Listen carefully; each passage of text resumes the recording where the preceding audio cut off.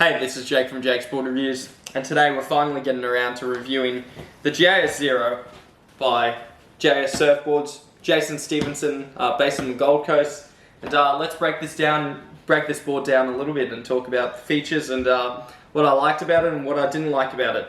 So, as you can see, it's got a fairly kind of low rocker outline, so there's a bit of kick in the nose here, so it's just got a bit of flip to like the final third of the board.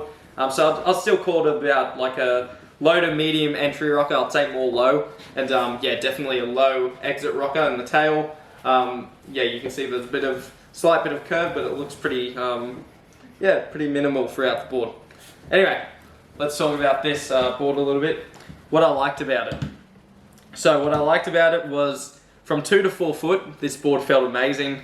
In the kind of like flat sections, and yeah, it just felt like you could fit quite a few turns in. What I didn't like, as opposed to compared to the initial Monster Box, is I didn't feel as much foam up in the front of the board, which is something if you've watched my channel regularly, you know that I do like my wide points a bit more forward, or just even if it's in the center, leaving a bit of foam carried in the towards the nose of the board. I like that as it's paddle power under the chest. Rails kind of feel medium, generally, yeah, not boxy, no way. What I think is JS actually made this board as a HYFI board, so where their new HYFI 2.0 construction is obviously going to provide its EPS epoxy with like the 2 HYFI tiger stripes on the back. So yeah, they just modernized the HYFI 1. And I think that's going to perform better in smaller waves, this board, in an epoxy construction in HYFI. I feel in PU, it didn't mind small waves, but it wasn't as good as what I hoped or expected it to be. Paddle power was an interesting thing. I actually felt this board, even probably as opposed to even like the Monster Box or whatnot, it actually felt like the paddle power wasn't amazing. Even this one's actually a little bit big, so this one's a stock 5'9", 19 by 2 3/8, and it comes in at 27.6 litres. So even with this being a little bit big for the purpose that I want to surf smaller waves, I felt like the paddle power, it lacked a bit of paddle power, even in 2 foot, like 1.5 foot conditions. So I wouldn't put this board in 1 to 2 foot. I wouldn't put this board generally actually in 1 to 1.5 foot. Definitely don't ride it from 0 to 4 foot like the website says or the model says, unless you got the HYFI construction, because otherwise you're not going to have too much fun on this board. So let's dive into the concave.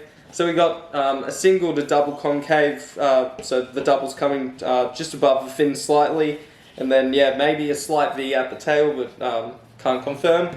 So also we have a reverse concave, which JS describes as being shallow at both ends and deeper under the front foot, which worked for a lot of their previous models and has been a successful concave for team riders like Joel Parkinson, Matthias Hurdy, etc., Federico Moraes. Yeah. So let's see, durability. This is where it does take a high ranking. It's a 9 out of 10. Burford blank, super durable, super tough. There really isn't many pressure dings at all on this board.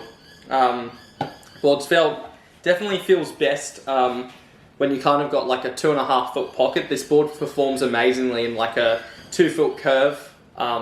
So yeah, I have liked this board. It's definitely not my favorite board.